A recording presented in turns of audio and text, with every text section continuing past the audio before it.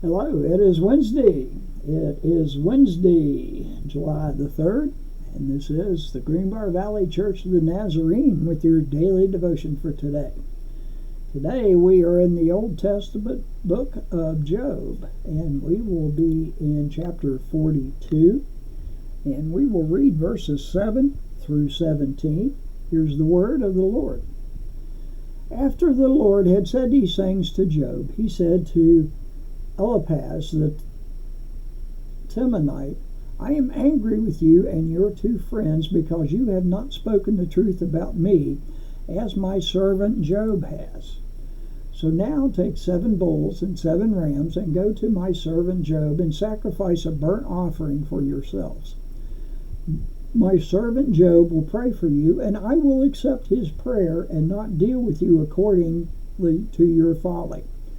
You have not spoken the truth about me as my servant Job has.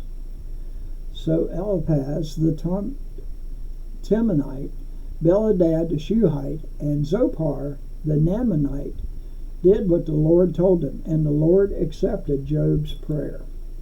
After Job had prayed for his friends, the Lord restored his fortunes and gave him twice as much as he had before. All his brothers and sisters and everyone who had known him before came and ate with him in his house. They comforted and consoled him over the trouble the Lord had brought on him, and each one gave him a piece of silver and a gold ring. The Lord blessed the better part of Job's life more than the former part. He had 14,000 sheep, 6,000 camels, 1,000 yoke of oxen, and 1,000 donkeys. He also had 7 sons and 3 daughters. The first daughter he named Jeremiah, the second Kehaz, and the third Karen-Hapuk.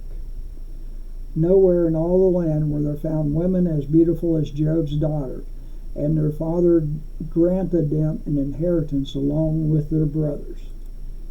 After this, Job lived 140 years. He saw his children and their children to the 4th generation.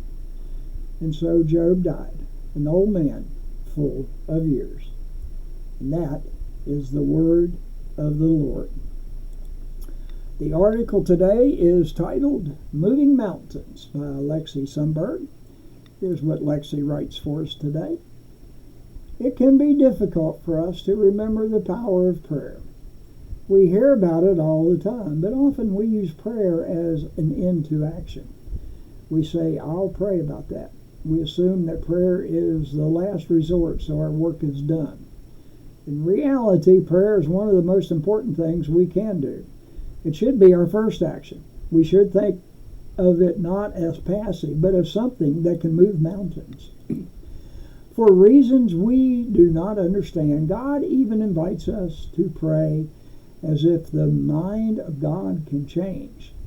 We see this in Job 42:7 and in stories with Moses and with Abraham. How incredible that our relationship with God is so valuable that we are allowed to influence the mind of God. It is a theological conundrum that emphasizes the power of prayer, and as such, we should not be flippant about its power. What miracles could happen in our lives, our churches, our communities, if we prayed knowing our prayers are truly heard by God? It is Truly Wonderful by Barney E. Warren is the hymn. It is truly wonderful what the Lord has done. Glory to his name. And from 1 John chapter 5, verse 14. This is a confidence we have in approaching God, that if we ask anything according to his will, he hears us. And that is your daily devotion for Wednesday, July the 3rd. Have a blessed day.